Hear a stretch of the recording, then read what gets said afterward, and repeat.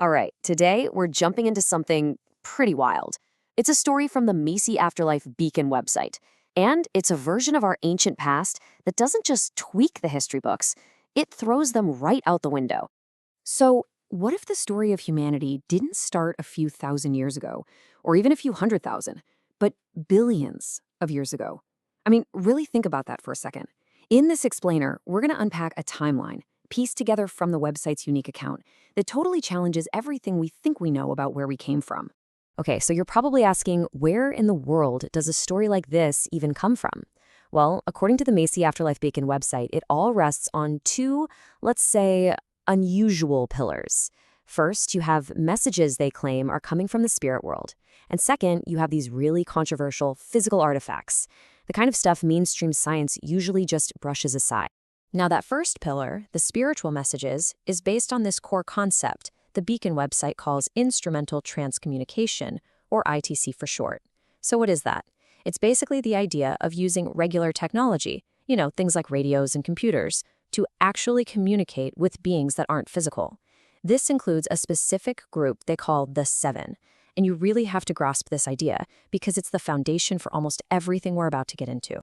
So, let's start at the beginning. And this beginning, it isn't on Earth. No, the story kicks off on a long-lost planet, a kind of paradise world that was supposedly right here in our very own solar system.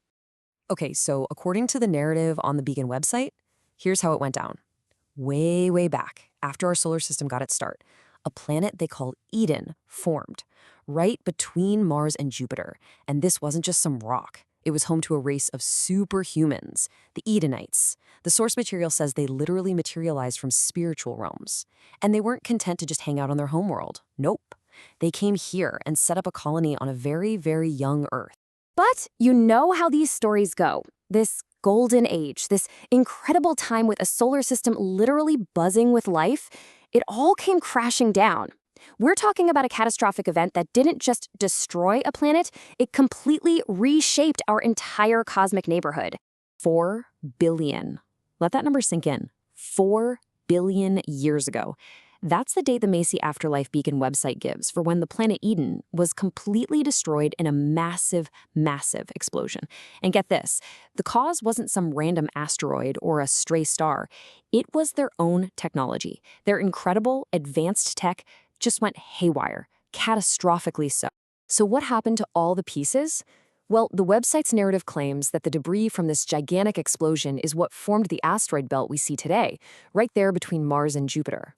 And those colonists, the ones who were stationed here on Earth, well, they were suddenly all alone, instant castaways, marooned, and the absolute last of their kind. Okay, I know what you're thinking. If something this huge happened billions of years ago, where's the proof, right? Well, the source material points to a whole series of really controversial physical objects, things that mainstream science tends to write off as potential evidence for this incredibly ancient human presence. Let's take a look at a few of them. First up, we've got these little metallic spheres found deep in South African mines.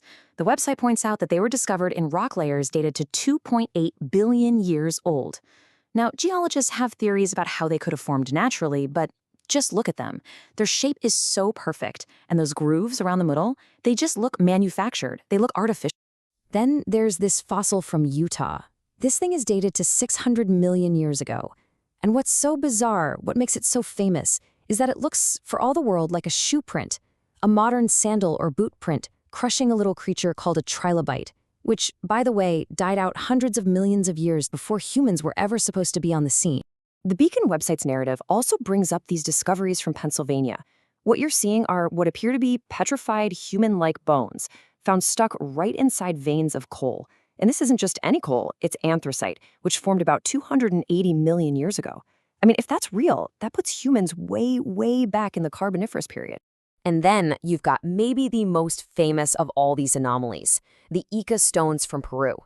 The website talks about how there are thousands of these things, all etched with these incredibly detailed carvings. And the carvings show, well, they show people interacting with dinosaurs. They show them using telescopes, performing what looks like complex surgery, all supposedly from 65 million years ago. It's just wild. Okay, so after the age of dinosaurs ends, the story presented on the Beacon website starts to shift. It moves away from these scattered, out-of-place artifacts and into a more complete, cohesive narrative. And it's a story that ties directly into one of the biggest legends of all time, the lost city of Atlantis.